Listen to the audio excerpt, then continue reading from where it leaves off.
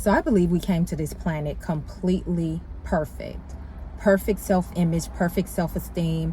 We didn't know anything differently. I believe that we came straight from the hands of God, plopped our little spirits into our mother's bodies, and there we grew, right?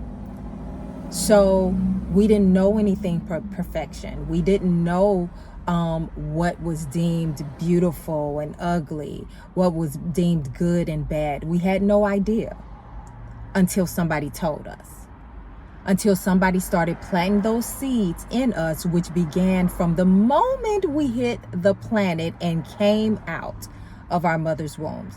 Ooh, she's so black. Ooh, that baby look old. Oh my God, his head is big. I know he tore his mother up. Immediately it begins. And listen, I don't think it's with malicious intent for the majority of people that's doing that. They're doing what was done to them. It's a cycle. The people that were already here on this planet, when a new fresh baby comes into this world, they do what was done to them. We have done it. How many times have we looked at a baby and was like, or, oh, so beautiful, adorable. And I mean, when we really mean it, what are we basing it on? We're basing it on the images that have been planted in us of what is good, bad, what's pretty, what's not, what's adorable, what's ugly. And as we go older and grow older, we have to hopefully eventually heal from those things and see ourselves again as God created us, which was perfect in his image. Okay, this is what I believe. So let's talk about 3 signs of low self-esteem. And I do have my notes because I try not to forget. And this is really from just straight off the dome, based on my own personal experience. I've been on this planet for a while now. And so I'm telling you what I know, not what I heard. Okay, so the first one is constantly comparing yourself to others. If you see their flaws, the better you feel about yourself. And flaws is relative. Again, remember, everybody begins to be damaged and seeds planted in us from the very beginning, okay? What you deem as flaws, the better you feel about yourself. But if you see things in them that you feel are better than you, the worse you feel about yourself. That is a sign of low self-esteem, okay? The mere fact of comparing yourself to someone else, that is a sign. And the fact that it affects how you feel based on that comparison, that's a sign of low self-esteem.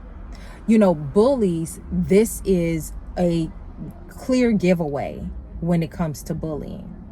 I was the new kid a lot because we moved around a lot when I was a kid, and it was something where I had to learn very quickly how to evaluate people, how to read a room, how to, sense danger, safe spaces, dangerous places, and people. Okay.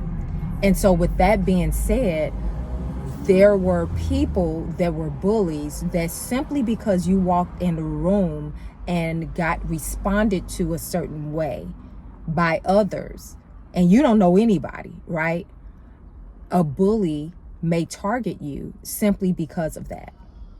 If you get a positive response from others, or you're taking attention away from them, and a bully can be someone they can see themselves as stronger than you physically, but then sometimes it could be popularity.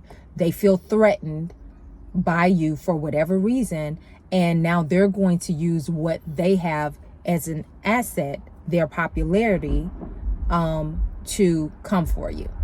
Okay. And that also happens in workplaces. Unfortunately, it does not end with getting out of school. Okay. In workspaces, in organizations, these things also happen. I'm parked by a park, a different park. Oh my gosh. Okay.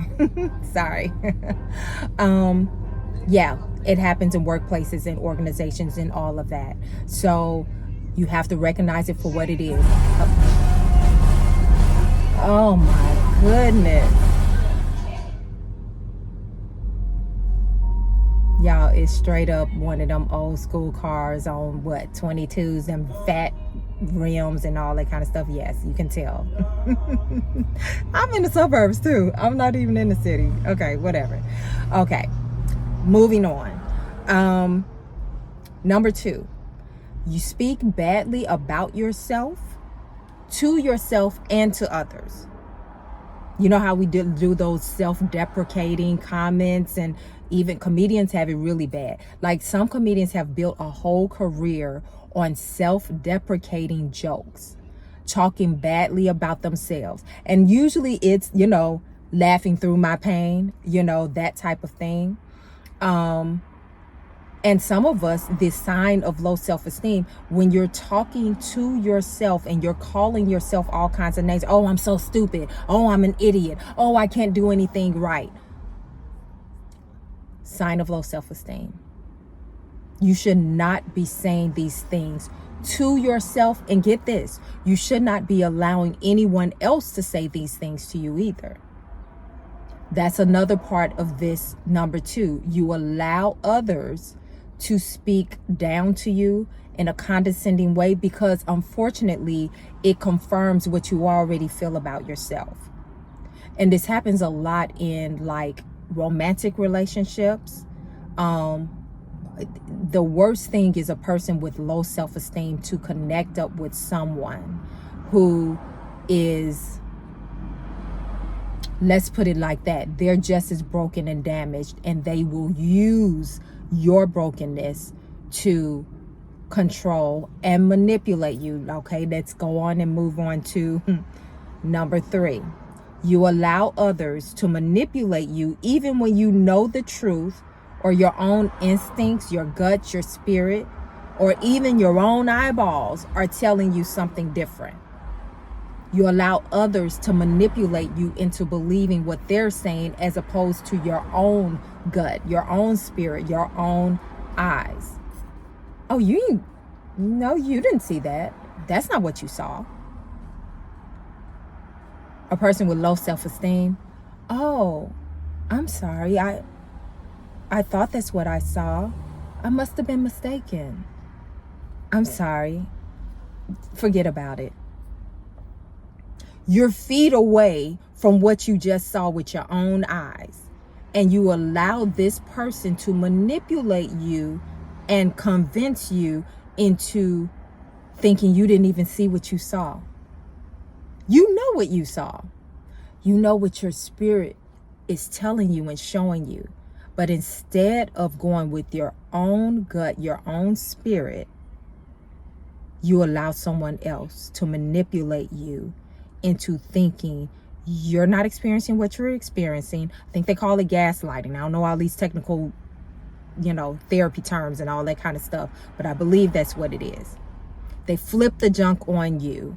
And usually a person, depending on the levels to it, with low self-esteem, they don't even give any pushback. They don't even question it. Even if they question it inside, they don't say it to the other person. It's a sign of low self-esteem. And again, there's levels to it. There's some people, like for myself, yes, I went through some self-esteem issues, some self-image issues when I was much younger.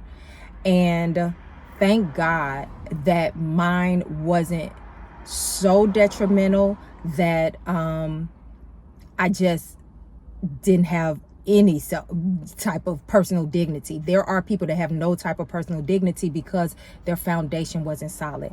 I had a solid foundation in my parents. My parents provided a solid foundation on which to build my character, my personality, my life. Okay? It was very affirming and loving. But when you bring a human being into this world, that is exactly what you're doing. You are now exposing them to all of the elements in this world, and that you cannot protect them from what's out in this world. You do your best, but you have to plant the seeds in them in order for them to combat the things they're going to encounter in this world.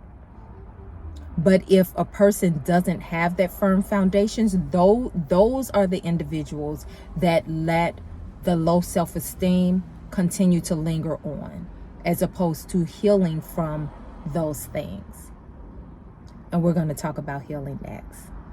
Okay? Next time.